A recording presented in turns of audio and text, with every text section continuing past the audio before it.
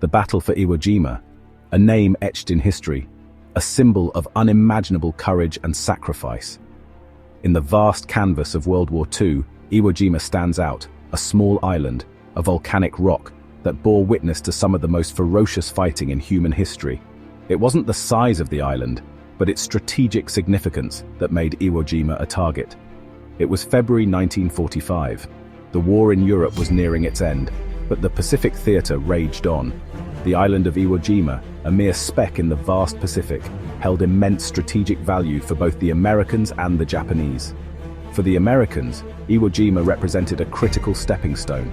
It offered a forward base, a haven for damaged bombers returning from raids on the Japanese mainland. With Iwo Jima under their control, the Americans could provide air support for the planned invasion of Japan, saving countless lives. For the Japanese, Iwo Jima was a line in the sand, a bastion to defend at all costs.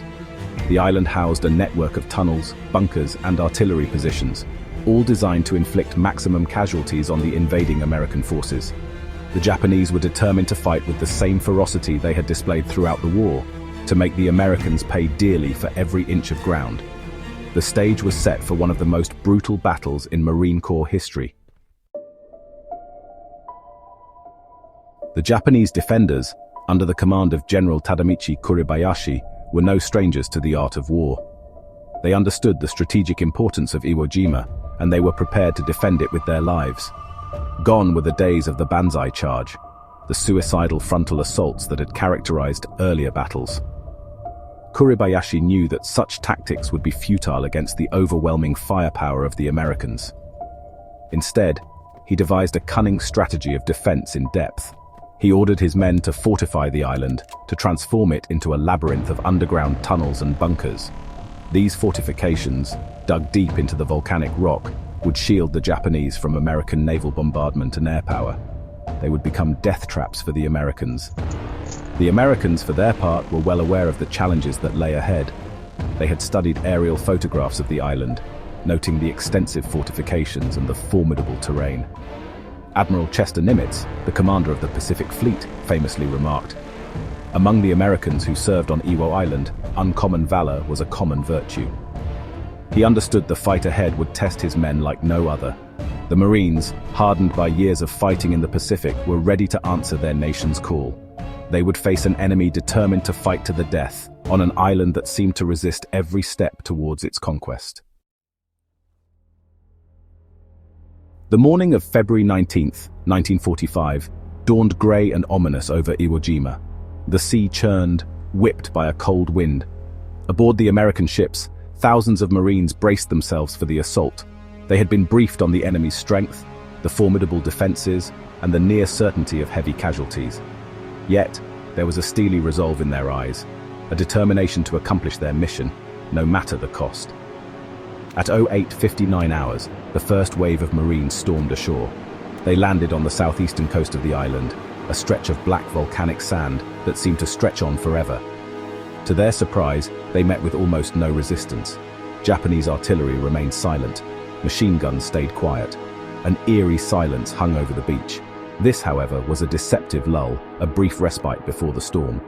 The Marines, wary of a trap, pushed inland cautiously. They advanced through a desolate landscape of volcanic ash and scrub, their progress hampered by the soft, yielding sand. Still, the silence held. It was as if the Japanese had vanished into thin air, but the Marines knew better. They had been warned. The enemy was waiting. They didn't have to wait long. As the Marines advanced further inland, they encountered the first signs of resistance. Japanese snipers, hidden in camouflaged positions, opened fire on the advancing troops. Machine guns, concealed in caves and bunkers, chattered to life, raking the beaches with deadly fire.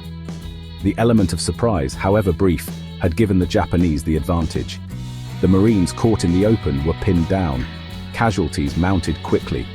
The beach, once a scene of relative calm, transformed into a maelstrom of explosions, gunfire, and screams.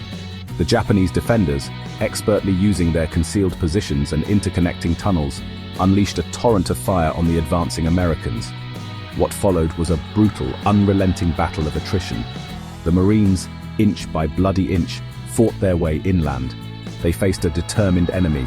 an enemy that fought with fanatical zeal, an enemy that refused to surrender. The Japanese, deeply entrenched in their fortifications, were masters of their terrain. They knew every inch of the island, every tunnel, every crevice. The Americans, for all their firepower and determination, were fighting at a disadvantage.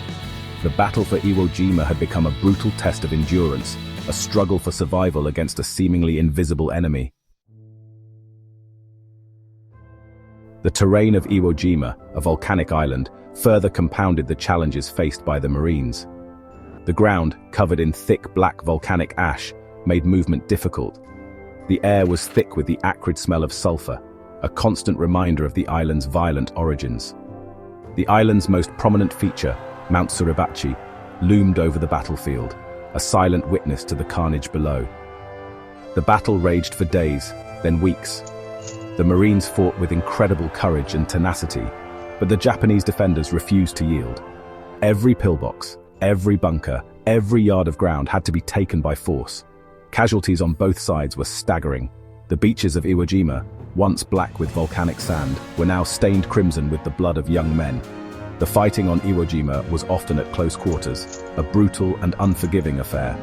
Flamethrowers became indispensable weapons, used to flush out Japanese defenders from their underground bunkers. Hand-to-hand combat, a terrifying dance of desperation, was not uncommon.